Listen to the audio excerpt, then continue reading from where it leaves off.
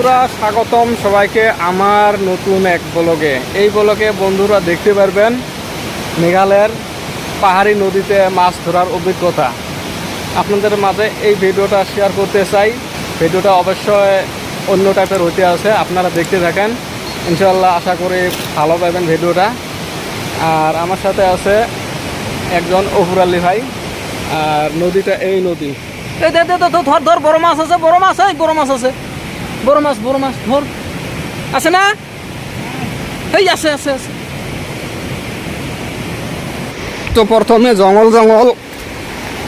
এই জঙ্গলে যেতে লাগবো। দেখা যাক পাহাড় আর পাহাড়।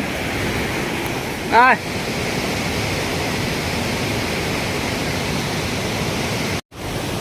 তো বন্ধুরা দেখতে পাচ্ছেন এই সাইডে আমরা যাইতে পারতে আসি না, কারণ পাথর এইরকম। নদী তো শেষ হয় নাই, নদীর শেষ নাই এটা, কিন্তু এই যে গাছের এদিকে যাওয়া লাগবো। তো যাওয়ার মুশকিল হলো, আমি চেষ্টা করবো যাওয়ার জন্য, আপনাদেরকে দেখানোর চেষ্টা করব। দেখে কিন্তু প্রথমে আমরা এই জায়গাটাতে আমরা চেষ্টা করবো মাছ ধরার, দেখি পাই কি নাই। আর এগুলো পাহাড়ি জায়গা, কিন্তু অনেক রিস্ক আসতে ভাই, থেকে পাথরে যে আমার মাথার উপর পাথর দেখা যায়, রিস্ক আছে। এর জন্য পাগলা নালা, কারণ যখন পানি পড়ে উপরে পানি, এটা মুশকিল হয়।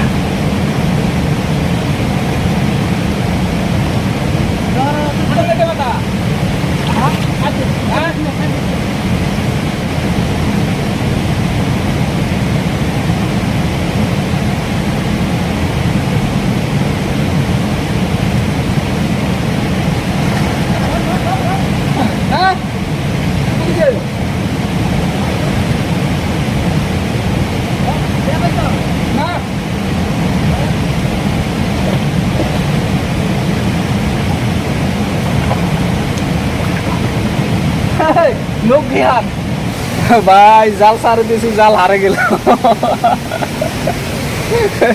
জাল এখন অনেক দোফা ভাই, কিভাবে নামবো? কোনো সম্ভব নাই নামানি, এখন উপায় নাই।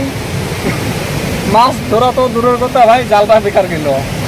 নতুন জাল কিনে হচ্ছিল, একদিন মারা হয়েছে, আর আজকে দ্বিতীয় দিন হচ্ছে মাছ মারতে।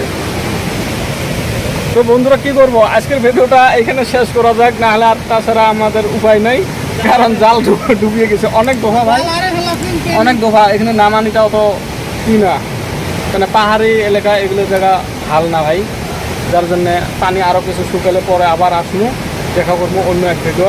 আজকের জন্য ধন্যবাদ।